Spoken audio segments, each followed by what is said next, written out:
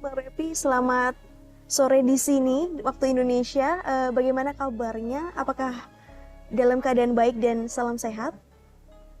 Selamat siang Mbak Misela, saya Fepi di Kiev, Ukraina. Eh, Saat ini keadaan saya sehat dan cukup aman.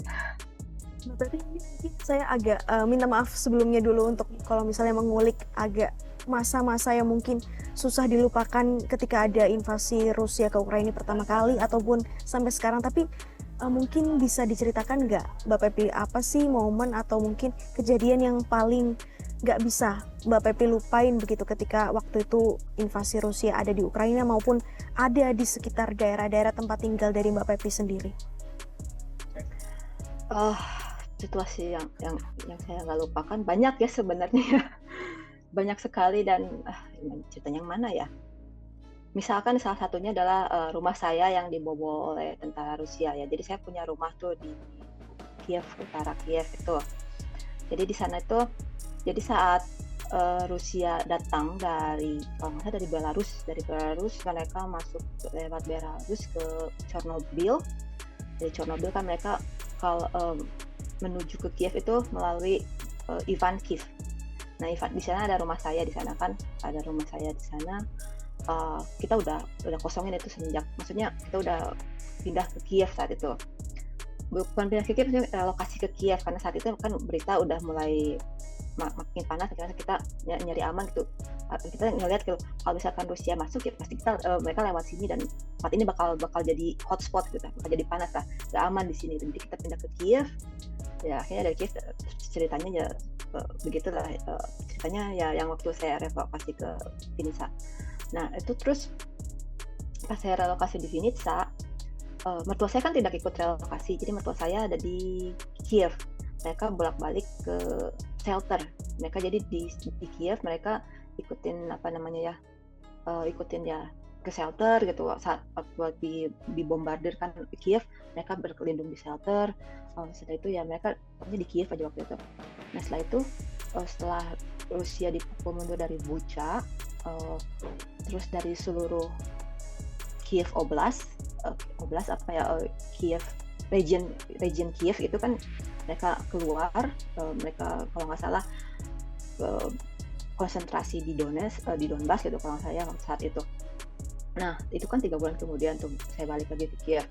Nah itu tuh saya balik ke Kiev dan mertua saya ngasih kabar, mertua saya bisa ke ngecek rumah di Ivankiv karena sudah nggak ada tentara Rusia kan. Mereka ngecek rumah di Ivankiv, ternyata di sana rumah kami dibobol. Jadi kami di sana tuh apa ya, difotoin sama mertua saya kan, ada kayak trench itu apa ya nama bahasa Indonesianya ya, parit kan pasti untuk berlindung tentara kalau misalnya itu kan dibikin trenches kayak gitu. Udah gitu pohrit itu apa ya, jadi kita punya kayak stok makanan di bawah tanah itu semuanya hilang, semuanya nggak ada gitu. Udah gitu banyak juga serpihan rudal, udah gitu sisa-sisa makanan, rationnya tentara Rusia di sana, baju seragamnya tentara Rusia, alat barang-barang, pokoknya barang-barang sampah dari tentara Rusia tuh berantakan gitu di rumah. Yang hilang ya malah dapur saya kosong semua, bahkan sampai kompor gas hilang, microwave itu dapur udah nggak seperti dapur lagi tuh, meja nggak ada, semua udah seperti kayak apa ya, kandang babi kali ya kalau misalnya, kayak tempat sampah lah istilahnya, nggak karuan gitu. Kayak lemari itu baju-baju dikeluarin gitu, terus dibikin kayak buat disimpan, apa maksudnya dipakai di trench kayak mungkin buat tidur di sana atau kayak gimana. Itu yang saya notice juga, mereka membakar koleksi buku-buku bahasa Ukraina.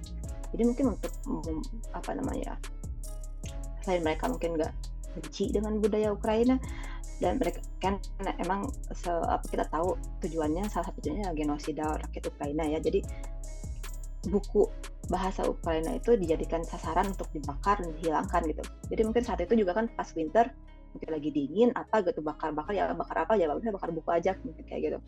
itu buku nggak ada, terus persediaan bahan kayu bakar kami juga habis semua, itu persediaan buat 5 tahun gitu kan, sebenarnya banyak, itu cukup banyak kan si kayu bakar itu semua habis. Alat-alat berkebun kami hilang semua. Pokoknya ya, tapi kami cukup bersyukur ya rumah kami nggak dibakar rata gitu. Soalnya ada teman suami saya, mereka juga sama nasibnya seperti saya, dan rumahnya itu dibakar habis sampai rata gitu, nggak ada. Ya kalau rumah saya cukup benar sih, masih berdiri gitu, cuman ya isinya aja udah karuan. Dan itu banyak ranjau juga saat itu sebelum saya bisa ke sana gitu, ngeliat langsung itu banyak ranjau dan harus dibersihkan oleh sweeper kan. Waktu itu juga Klitschko bilang nggak boleh pulang dulu buat dia dibersihkan lah dari sweeper kayak gitu. Dan itu rumah saya itu kan karena ada ladang, bukan ada ladang maksudnya ya desa gitu kan ya, di sana tuh untuk ladang untuk pertanian apa gitu.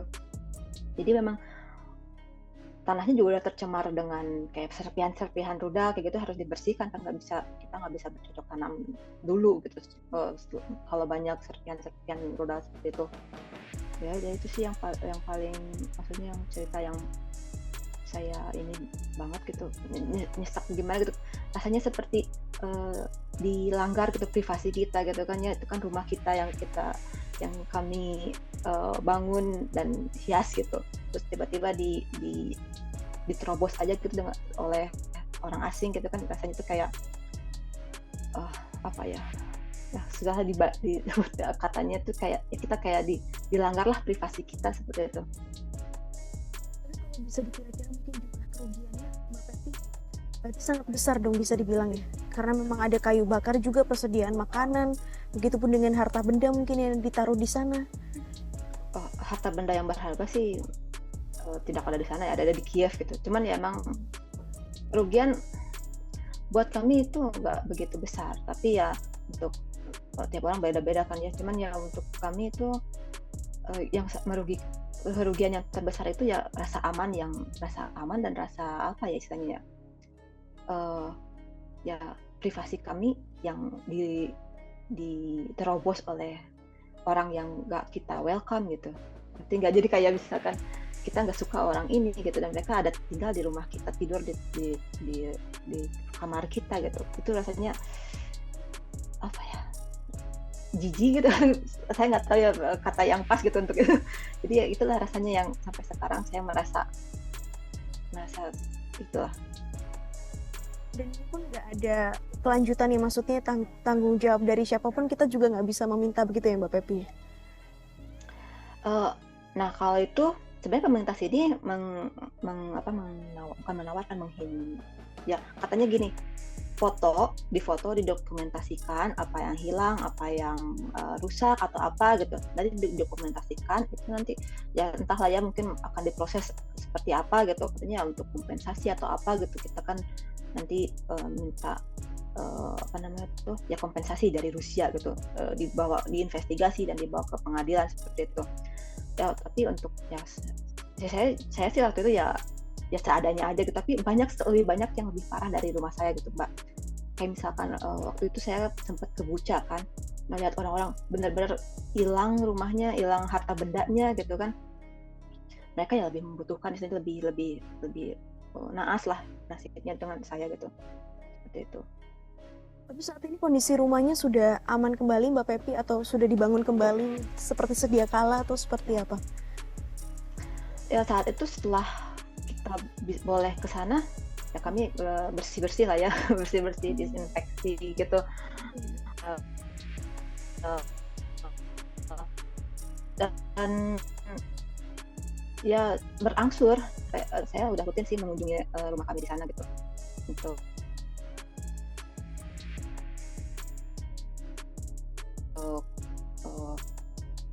ya untuk membenahi gitu apa yang balik lagi. Tapi nggak semua, karena kita belum selesai ya perangnya ya, jadi seadanya aja dibersihkan, tapi kita belum bangun secara besar-besaran lagi gitu, seperti itu. Mbak Pepi, ini kan memang setahun invasi Ukraina mungkin berat banget ya begitu rasanya bagi Mbak Pepi dan juga mungkin warga-warga setempat di sana. Kalau Mbak Pepi sendiri ada nggak sih rencana untuk keluar atau pindah dari Ukraina? Eh, Rencana untuk saat ini nggak ada. Saya nggak kepikiran untuk evakuasi keluar Ukraina. Di saat itu memang setelah eh, mungkin sebulan 2 bulan itu adalah setelah pulang ke Kiev ya, saya mungkin pikiran mungkin keluar gitu atau eh, apa gitu. Tapi ternyata ya setelah mencoba hidup di Kiev ya nggak ada masalah gitu, nggak ada hambatan atau apa gitu. Jadi saya pikir masih bisa lah gitu, masih bisa bertahan di Kiev gitu kan, dan cukup nyaman gitu untuk saya, karena ada beberapa kan keluarga yang nggak bisa memenuhi kebutuhan mereka dan mereka harus pergi mencari bantuan ke Europe, kan di sana ada disediakan kayak bantuan khusus untuk refugee. Nah kalau ya saya cukup beruntung lah istilahnya gitu kan, masih bisa membutuhi kebutuhan kami di sini. Jadi untuk saat ini, tapi nggak tahu untuk nanti, tapi untuk saat ini saya nggak ada kepikiran untuk keluar dari Ukraina. Gak apa-apa bagi Mbak Pepi untuk was-was sedikit gitu, tapi memang bisa tetap nyaman untuk tinggal di Kiev dan Ukraina. Ya buat saya was-was ya, mungkin karena udah udah ditempa gitu kali ya selama setahun ini. Jadi saya ada tiap ini ada, kalau misalkan begini saya tahu mesti ngapain gitu. Emang nggak boleh jangan tinggal di Kiev tanpa tidak tahu apa-apa gitu. Harus tahu misalkan kalau ada apa harus ngapain tuh harus tahu. Jangan apa saja ya, nggak tahu gitu, jangan gitu. Harus siap, apapun harus siap gitu. Itu udah jadi resiko gitu kan. Harus sadar juga itu, nggak boleh kayak istilahnya harus dianggap santai kayak itu, nggak juga gitu kan. Ya seperti itu. Tapi ada nggak, kalau sekarang ya kita bicaranya saat ini begitu, ada nggak sih bantuan mungkin dari Indonesia maupun KBRI atau mungkin pemerintah setempat begitu, bansos ya istilahnya? Apakah ada nggak sih sekarang? Ada, selalu ada tuh tiap bulan rutin, dan juga kayak shelter itu selalu disuplai kan setiap ini tuh tiap bulannya tuh kayak budgetnya gitu kan. Tapi ya itu balik lagi butuh atau tidak gitu. Misalkan seperti saya merasa cukup beruntung ya, jadi saya nggak mencari. Tapi ada yang misalkan waktu kemarin waktu blackout pemadaman bergilir itu kan, saya masih beruntung bisa membeli gitu power bank udah gitu. Rumah saya juga kan pemanasnya kan dari sentral itu nggak terpengaruh dengan listrik mati gitu, masih tetap hangat. Tapi ada setiap rumah kan ada yang mengandalkan listrik, mereka dingin kan waktu lagi dingin-dinginnya gitu kan, dan ya itu mereka mengajukan gitu kan. Jadi rumah saya dingin, mengajukan bantuan mungkin ke mana aja sih, ke organisasi apa aja gitu kan, yang bisa bantu. Nanti diberi bantuan kayak bantu apa ya, kalau nggak salah tuh kayak bukan selimut, penghangat gas kayak gitu. Jadi radiator, portable radiator, tapi pakai gas yang travel gas kayak gitu lah. Susah ini jelasinnya. Ya kayak gitu-gitu sih. Tergantung dengan apa ya, kesulitan masing-masing orang gitu. Ininya kadang ada yang kesulitan air, ya mereka pergi di sini ada namanya point, invisible point. Jadi di sana disediakan pakai penghangat. Kalau misalnya tadinya tinggal pergi ke sana, nggak punya power bank untuk ngecas, pergi ke sana disediakan, itu ada generator kan dari pemerintah. Itu di mana-mana gitu ada. Kalau nggak salah ada 4.000 titik poin itu.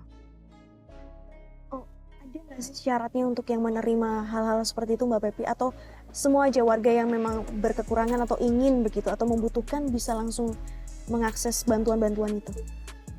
Ya siapa aja yang membutuhkan tinggal datang aja, nggak ngantri, nggak apa. Kalau misalkan itu tinggal datang aja gitu. Tapi balik lagi, setiap orang mereka tahu gitu apa yang mereka butuhkan, apa yang tidak mereka butuhkan gitu. Misalkan kalau saya kan misalkan saya butuh listrik gitu kan ya, butuh ngecas handphone gitu.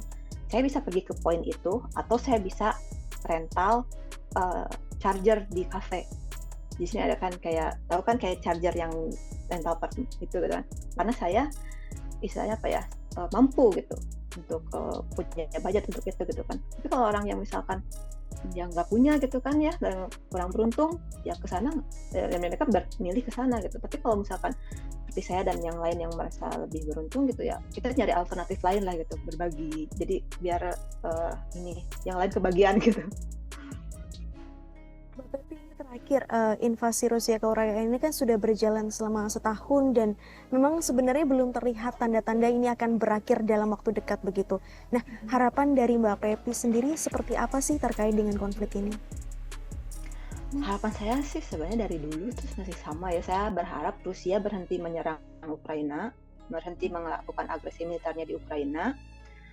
Cukuplah melihat resultnya sekarang gitu, harusnya udah cukup sadar gitu untuk berhenti, karena efeknya juga kan bukan hanya di Ukraina aja, tapi juga di Rusia juga kena efeknya kan. Bukan di Rusia, di Ukraina juga, tapi di Indonesia juga kita kena efeknya gitu kan. Seperti misalkan proses impor gandum itu terganggu di sini. Misalkan orang tua saya kan petani ya, mereka bertani. Nah sekarang tahun ini mereka tidak bertani, itu kan otomatis jadi stok gandum itu berkurang gitu kan. Itu karena ladangnya kan di apa istilahnya ya, kotor dengan serpihan rudal gitu, membuat mereka jadi terhambat proses pertaniannya. Nah itu kan jadi berpengaruh, misalnya seperti kayak bola salju gitu. Itu harapan saya semuanya sih perang berhenti, tapi bagaimana perang berhenti ya kita juga harus real gitu kan. Bagaimana perang itu berhenti ya, satu-satunya cara Rusia untuk berhenti menyerang Ukraina. Itu aja sih sebenarnya, segampang itu gitu. Hari ini Rusia memutuskan untuk berhenti, ya udah perang selesai sebenarnya, seperti itu kan. Tapi juga ada keinginan ya Mbak Pepi untuk hidup tanpa perlu was-was lagi, tanpa perlu khawatir Ya lagi tentu setiap saja. hari. Ya, pastinya itu ya, seperti mimpi, tapi seharusnya itu hak tiap orang ya, tapi itu sudah seperti kayak mimpi aja gitu buat kita yang tinggal di sini gitu.